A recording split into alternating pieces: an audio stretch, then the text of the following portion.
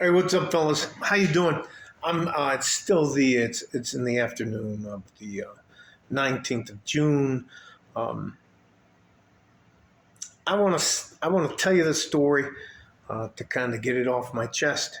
Um, when I was in Afghanistan, I was never a shooter. I was an EOD soldier, meaning that, and I was up there with the EOD guys. I was on what's called a NEST team, which is a nuclear emergency search team.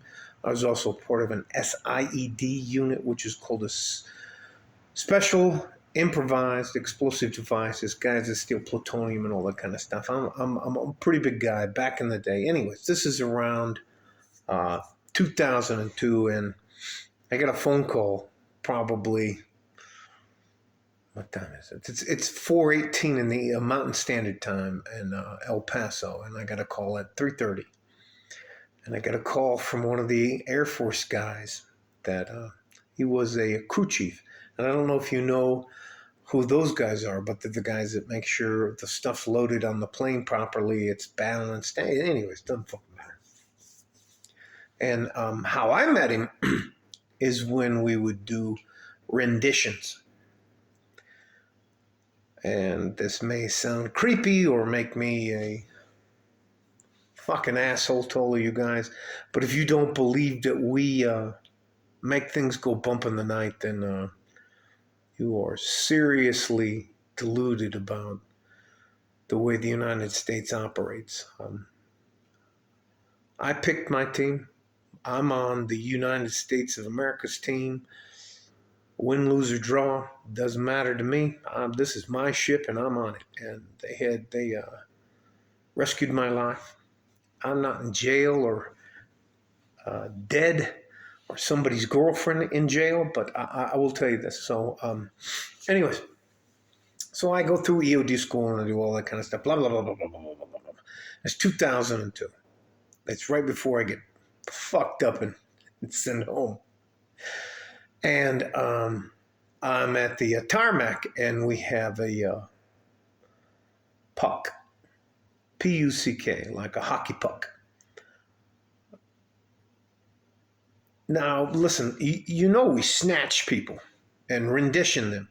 We take them to places that are just more than 12 miles offshore or in a country where we have a handshake agreement with people, and it doesn't fucking matter. So, anyways, and the Air Force guys are all fucking spooked and they're acting all kinds of weird. And this is 2002. I don't remember the exact month.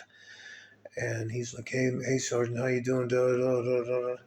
And they're spraying down, and they have it's called a push broom, and they're pushing shit out of the C-141. C-140. That's a bigger plane. Not a C-1. Hey, it doesn't fucking matter. And they're talking to us about, man. They're talking about this red-haired guy that had 6 fingers and 6 toes, and how he smelled funny, and it smelled like rotten flesh and all that kind of stuff. And we're just like, get. At the time, none of us realized that. Now, listen, these guys aren't liars. The Air Force guys aren't liars at all, but it was just like, I've never run into anything like that. But I tell you, I've seen some stupid fucking shit that's still classified that I don't even want to fucking talk about, because it warped my perspective of reality. Let's just put it that way. Like, I'll go sidebar a little bit. I don't know if any of you guys have seen the movie Predator, but there's been a couple of times where we were in the jungle and you would look at something and it would be blurry. Now, if you looked on this side of it and that side of it, it was just palm trees and fauna and all the rest of that stuff. But if you looked directly at this thing, it was blurry and you couldn't see it.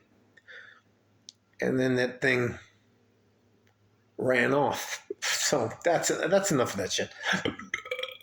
No, we didn't get attacked or anything like that, but it was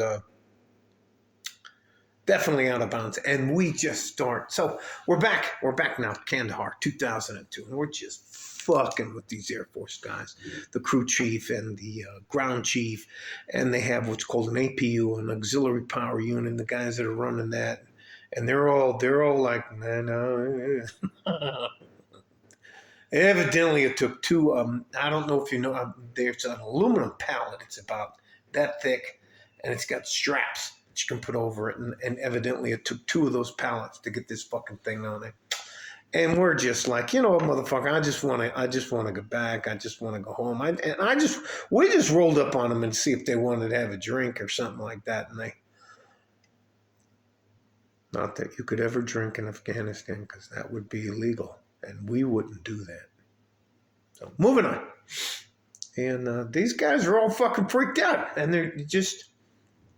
And then I can't remember his name is Niedermeyer. Lieutenant Niedermeyer came up, and he was an Air Force... I think he was a first lieutenant, Silver Bar. And he told them to basically be quiet, and he shoot us all away. And I don't know if you know much about... special ops guys or guys that work in small teams. We don't have a lot of officers running around there because we need to actually get things done. Anyways, but that was... Anyways, I got a call from this guy. He goes, hey, man, how you doing? Hey, I'm trying to do some research, and would you mind if I quoted you about what happened in Kandahar in 2002? And I'm like, that's 21 years ago. What the fuck are you talking about? And I vaguely remember that, but I'm not fucking signing my name. Listen. Now, I would never tell you guys that you have to believe me because I have third-hand knowledge to the second-hand knowledge of the guy that claims he was there. Nah, fuck that. But anyways, it's an interesting story. It's no big deal, but... I'm just being sardonic. Giants are real. There are red-headed, white-skinned, six-fingered, six-toed... Man, he was done. He seemed very upset, and I think he was like, what was the last few words he said to me? Fuck you, Frank.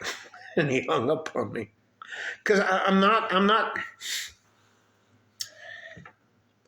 going to misremember. I'm not going to act like I was there when I wasn't there. That's not anything about what I'm involved with. Now, did I hear the story from that guy? Absolutely, I heard the story from that guy. Was he a crew chief on that plane? Absolutely. Did the plane smell like ass, feet, and corn chips? Absolutely. But that's about all I know. So, and no, I'm not signing up for some fucking joyride. Anyways, I'm just not gonna do it. But it's a great story.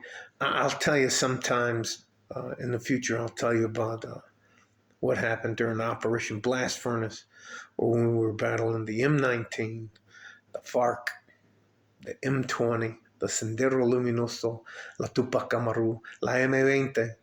All right. Love you guys. It's like, the last week and a half have been fucking weird. People who I just think sometimes that I'm a lot harder to find than I am. Evidently, you can just look my stupid ass up and find out who I am. So anyways, all that to be said this. Yes, I heard the story. Yes, I was in Kandahar around that time in 2002, but no, I didn't see anything. I did go to the plane to try to pick up one of my... Not pick up. Try to invite a guy to have some drinks. God damn it. With some other guys, and know there wasn't anything else going on, but the plane smelled like fucking ass, feet, and corn chips. It was a dead smell. You know what I'm talking about. Dead animal, that kind of smell. So anyways, stay safe and healthy. take care of each other if you can, and if you can't, take care of yourself. Seen a lot of weird stuff, but no, I've never seen giants.